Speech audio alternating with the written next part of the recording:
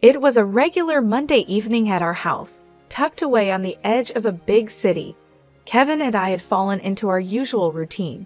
He was relaxing on the couch with a beer after a long day at his auto repair shop, while I, Linda, was focused on my laptop, keeping an eye on the latest index and forex currency trends.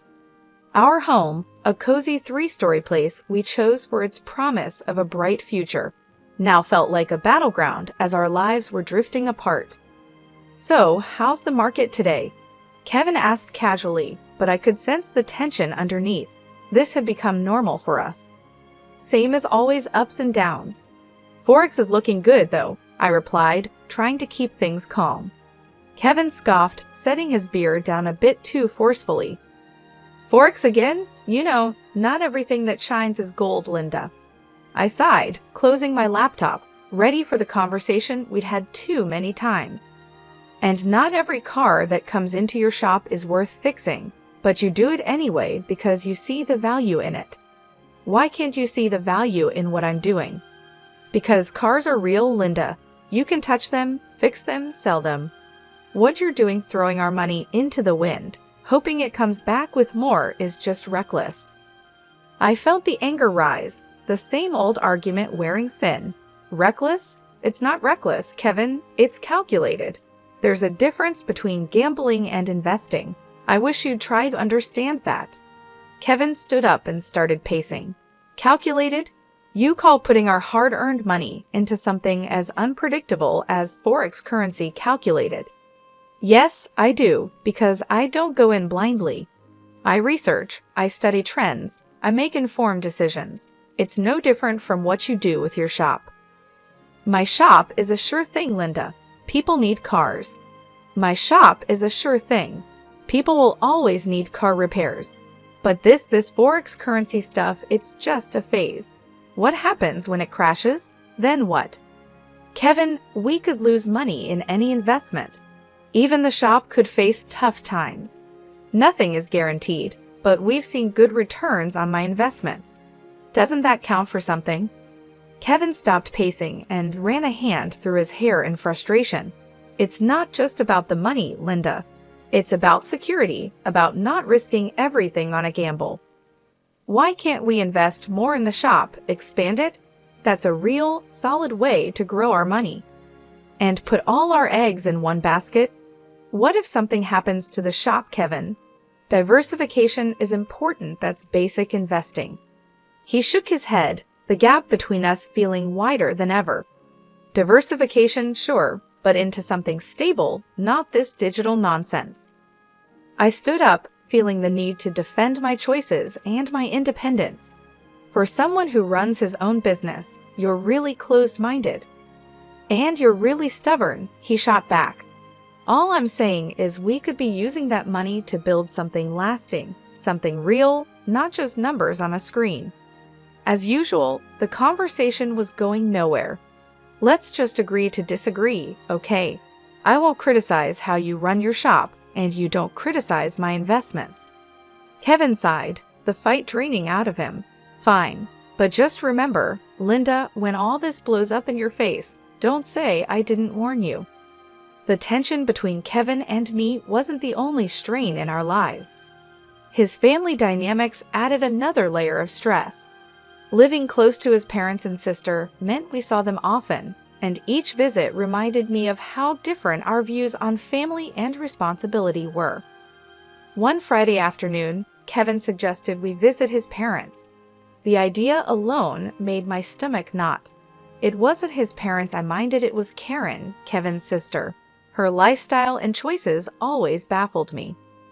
"Come on, Linda, it's been ages since we saw them. And Mom's been asking about you. You know Dad is fighting cancer," Kevin pressed, noticing my hesitation. "Yeah, I bet Karen's missed me too," I muttered, my sarcasm not lost on Kevin.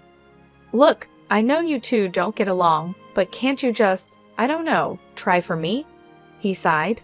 I agreed, "Fine, but I'm not staying if she starts talking about one of her shopping sprees." When we arrived, Karen was already there, showing off her latest designer bag. The way she acted, like she was better than everyone, immediately annoyed me. Look at this, just got it yesterday. Isn't it fabulous? She gushed, barely noticing us. It's something, I managed to say, holding back my irritation. Kevin's mother, unaware of the tension, welcomed us. Linda dear, so glad you could make it. You two should visit more often. The afternoon dragged on with Karen taking over the conversation, talking about her latest vacation and shopping adventures. I tried to stay calm, barely speaking, but my patience was running out. So Linda, still playing with your index and bits? Karen sneered, her tone full of contempt. It's called investing, Karen. You should try it sometime, instead of wasting money on things you don't need. I shot back, my annoyance slipping out. Kevin gave me a warning look, but it was too late. Karen scoffed, investing? Please, like gambling online is something to brag about. At least when I spend money, I have something to show for it. Something to show until it goes out of style next season, I retorted, unable to hold back. That's enough, both of you, Kevin's father cut in, his voice firm. We're here to enjoy each other's company, not to argue. The rest of the visit passed in uncomfortable silence. As we left, Kevin couldn't hide his frustration. Linda, why do you have to provoke her? Can't you just let it go for one afternoon? Me, provoke her? She's the one who started it with her snide remarks. I'm just not going to sit there and take it, Kevin. Sometimes I wish you'd try a little harder for the sake of peace. Try harder, Kevin.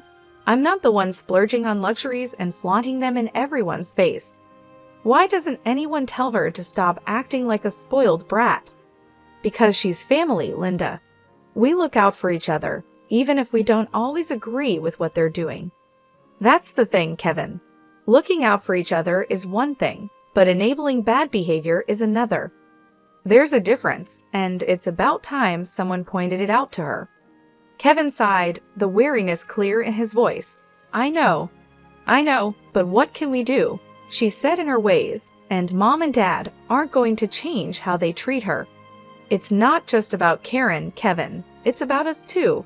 How are we supposed to plan for our future when there's always going to be this financial black hole in your family? We'll figure it out, Linda. We always do. The news hit us hard and fast. Kevin's dad, Mr. Thomas, had lost his battle with cancer. One moment we were talking about treatment options, and the next, we were mourning. Amid the shock and grief, Karen took charge of the funeral arrangements. It wasn't long before she dropped a bombshell. Sitting in our living room, Kevin looked like a storm cloud had settled over him. Linda, Karen says the funeral is going to cost $90,000. She expects us to cover half. I almost choked on my tea. $90,000? Kevin, that's crazy. Are we paying for a funeral or a royal wedding? Kevin's face darkened, his eyes narrowing. Now's not the time, Linda. This isn't about the money. It's about giving my dad the send-off he deserves. $90,000? There has to be a mistake. That's just too much. Kevin's voice rose, and I could see the vein in his forehead pulsing. My dad just died, Linda, and here you are, arguing over money. What's wrong with you? I flinched at his harshness. I'm not arguing, Kevin. I'm just shocked. We've never even spent that kind of money on our own house. Kevin stood up abruptly, his chair scraping the floor. You know what? I don't need this. I don't need you telling me what's too much for my father's funeral. If you can't look past your spreadsheets for once, maybe you should just stay out of it. His words hurt, but I swallowed my response. This was grief talking, not my Kevin. I'm sorry, Kevin. I'll transfer the $50,000 to Karen. It's just, this is a lot to take in.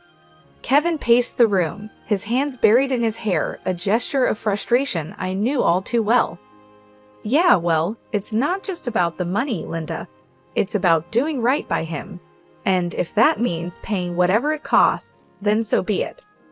When I confirmed the transfer to Karen, Kevin barely acknowledged it. He seemed lost in his own world of grief and anger. The distance between us felt immense, even though we were just a few feet apart in our living room. Walking into the funeral agency, I felt the weight of the world on my shoulders.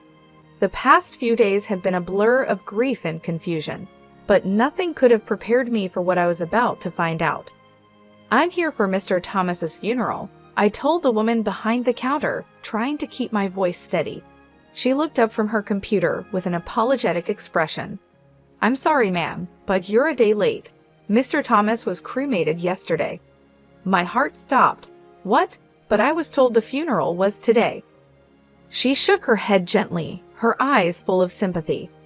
"The family requested to move the date forward. I'm very sorry for your loss and the confusion." I stood there in shock, my mind racing. How could Kevin not tell me? Why was I kept in the dark about such an important change? Fuming, I dialed Kevin's number, my fingers shaking with anger and disbelief. "Kevin, why didn't you tell me the funeral was moved? I just showed up like a fool, only to find out I missed everything." Kevin's voice was cold and distant. "Because I didn't think you cared, Linda. All you've done is complain about the costs and question every decision. Why would I think you'd want to be there? Because he was my father-in-law, because I'm your wife. How could you just leave me out like that?" My voice cracked, a mix of hurt and fury. "Well, maybe not for long," he shot back, and I could hear the bitterness in his voice. "What's that supposed to mean?" I demanded, my heart sinking. "I'm done, Linda. I can't do this anymore. I can't be with someone who's so indifferent. You care more about your bitcoins and index than this family. I've got the divorce papers ready." His words hit me like a slap in the face. Divorce? Was he serious? You're kidding, right? Over this? Kevin, we can talk about it. We can work things out. "No, Linda. It's too late. The house is going up for sale. We'll split everything and go our separate ways." That was it. I was speechless, the reality crashing down on me. This wasn't happening, it couldn't be.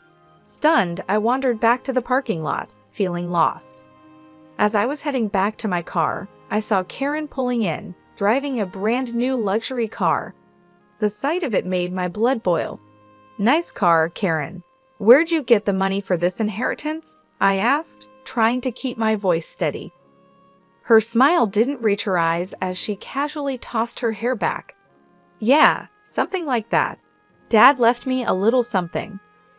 The way she talked about her father while carrying shopping bags, without a hint of sadness, was infuriating. "A little something, huh? Looks like morning is treating you pretty well." Karen's smile faded, replaced by a smirk. "Well, we all grieve in our own ways, don't we? Some of us invest in index, and some of us in cars." I clenched my fists, the unfairness of it all burning inside me. This was all wrong. Kevin and I were falling apart, and here was Karen, benefiting from the chaos. "Enjoy the car, Karen. Looks like it cost a pretty penny, or should I say, a pretty dollar." She laughed, a hollow sound that echoed in the empty parking lot. "Oh, Linda, always so worried about money.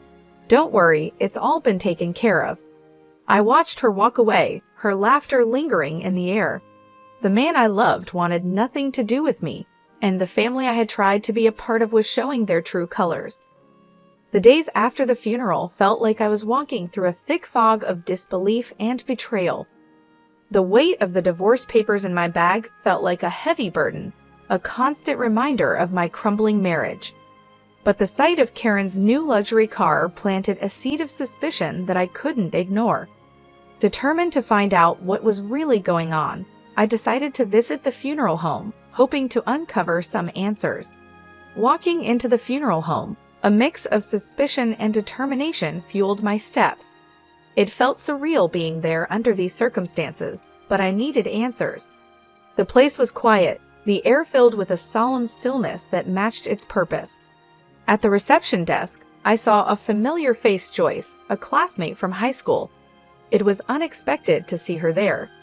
"Joyce!" I exclaimed, a bit too loudly for the setting. "I didn't know you worked here." She looked up, surprise crossing her face before she recognized me. "Linda? Wow, it's been ages. What brings you here? Is there something I can help with?" I took a deep breath, preparing myself for the conversation ahead. "Yeah, actually, it's about my father-in-law's funeral." "I've heard my father-in-law's funeral was arranged here," I said. Joyce's expression became professional, but I could see a hint of curiosity in her eyes. Sure, let me pull up the details. Give me a sec. As she typed, I fidgeted, the weight of the situation pressing down on me. When she found the record, her brows furrowed. Okay, here it is. The service was pretty standard. Cremation was requested, keeping things simple. The total came to $10,000. My heart sank. $10,000? But that's not what we were told. We paid $90,000, or at least, we were led to believe that's what it cost. Joyce paused, her face filled with concern. That's a huge difference. It was Karen who handled the arrangements, right? Everything here is billed at $10,000, no more. The pieces were starting to fit together, forming a picture I didn't want to see. Can you print me a copy of that bill? I need proof. Sure thing, Joyce said, her tone sympathetic. She quickly printed out a copy and handed it to me. Holding the paper, it felt like I had just found a key piece of a puzzle that could unravel a bigger deception. Thanks, Joyce. I need to sort this out. Armed with the printout from the funeral home, my next step was confronting the family, especially Karen. The air felt heavy as I drove to my mother-in-law's house, where I knew they'd all be gathered, probably discussing the estate and the aftermath of the funeral. My stomach churned with a mix of dread and determination. When I arrived, the house was eerily quiet. I hesitated at the door, gathering my courage before stepping inside. The sound of my footsteps echoed through the hallway, announcing my arrival. In the living room, Kevin, Karen, and my mother-in-law were seated, looking like a picture of mourning that was about to be shattered. My mother-in-law, her eyes shadowed with grief, broke the silence first. Dear, we missed you yesterday at the funeral. We thought you'd be there. Taking a deep breath, I replied, I was told it was today. I'm so sorry for your loss. My voice was steady despite the storm of emotions inside me. I then turned to Kevin. Can we talk in private? I hope to spare his mother any more distress. Kevin's response cut through the room. No secrets here. You're not part of this family anymore, remember? His words stung, but I pushed on, pulling out the bill from the funeral home. Then explain this to me. The funeral cost $10,000, not the $90,000 Karen claimed. Where did the rest go? Kevin looked genuinely shocked, turning to Karen with a bewildered expression. What's this about? Karen squirmed under our gazes. I needed the money, Karen finally admitted, her voice small. Her confession hung in the air, heavy with tension. Kevin's mom, overhearing, added, your father saved for his own funeral. I even gave Karen $15,000 more to cover everything. I did the math out loud, feeling the tension rise.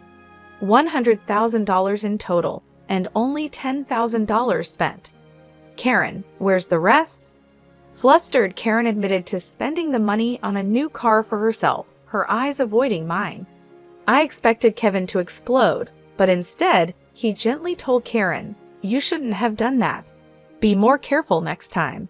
His response shocked me. Careful? She committed fraud, Kevin, and you're okay with that? Kevin's justification left me stunned. You wouldn't understand. You've got no family. You don't get what it means to stick together. That was the last straw. In front of everyone, I signed the divorce papers with a flourish. Karen, you owe me $50,000. Pay up, or I'm going to the police. Kevin's protests followed me as I walked out, but I didn't look back. I had seen and heard enough. The betrayal was complete, and so was my resolve. As I walked away, the finality of my decision settled in. There was no going back, only forward, away from the lies and deceit that had tainted what I once considered family. Packing up my life into boxes felt surreal, like I was watching someone else's story unfold. The for sale sign outside the house was a stark reminder of how final everything was. By afternoon, I was settling into a small apartment that felt more like a fresh start than a downgrade. That evening, as I was sorting through the remnants of my past life, my phone rang. Kevin's name flashed on the screen, a name I no longer felt any attachment to. I answered, curiosity overtaking my resentment. Linda, you need to back off from Karen. Kevin's voice came through, harsher than usual. Back off? I laughed, cold and sharp. Not a chance, Kevin. She took from me, and I want it back. Your sister is a thief. Kevin was silent for a moment. She's family. You wouldn't understand. Family? I scoffed. That ship has sailed, Kevin. As far as I'm concerned, you and your sister are just people I used to know. He tried to argue, but I cut him off. Save it. Karen has 3 weeks to return my money, or I'm pressing charges. And you stay out of it. You're nothing to me now. Hanging up, I felt a mix of sadness and liberation. The man I once loved was now just a memory. The man I once loved had become just another obstacle in my path to reclaiming my life. 3 weeks later, a knock at my door signaled the return of my $50,000. Karen stood there, her posture defiant, a smirk on her lips. Here's your money, she spat, thrusting an envelope into my hands. Happy now, you money-grubbing witch. I took the envelope, my gaze steady. It's not about the money, Karen, I called out. It's about principle, about not letting you walk all over people. She laughed, hollow and bitter. Whatever helps you sleep at night. As she turned to leave, I called out, just remember, Karen, karma's real. What goes around comes around. Closing the door, I leaned against it, the envelope heavy in my hand. The money was a small victory, but the real win was standing up for myself, refusing to be a victim of their greed and lies. Life had found a new rhythm, calmer, more predictable when, out of the blue, my phone rang. The number on the screen was one I hadn't seen in a while. It was Kevin, a voice from a past I had neatly put away. Hey, I need a favor. A big one. Kevin's voice sounded more worn than I remembered. I paused, the suddenness of the call catching me off guard. A favor? Kevin, we're past favors, don't you think? It's Karen. She's in deep this time. Debt's up to her eyeballs, and the wolves are at the door. We've sold everything, the house, the shop, it's still not enough. His words took a moment to sink in. And you're calling me? Why? I'm not part of the circus anymore, Kevin. He sighed, the sound of desperation clear. Come on, don't be like that. You got out, made it big with your trading. Can't you spare something for old time's sake? I couldn't believe what I was hearing. After everything, he still saw me as a lifeline for their mess. Spare something for her, after she nearly ruined us with her lies? You've got some nerve, Kevin. It's not just for her, it's for all of us. You wouldn't be where you are without me, don't forget that, he countered, his voice edged with bitterness. A short, sharp laugh escaped me. Where I am is despite you, not because of you. You think I owe you. That's rich. There was silence on the line, heavy and uncomfortable. So that's it then? You're going to turn your back on us? He asked. Us? There is no us, Kevin. There hasn't been for a long time. And as for turning my back, I think you've got me confused with someone who still cares. Hanging up, I felt a mix of emotions, anger, yes, but also relief. That chapter of my life was truly closed now. Sitting in the living room of my new house, a place that finally felt like home, I knew I was ready to move on. I had earned with my hard work and determination. I realized how far I had come.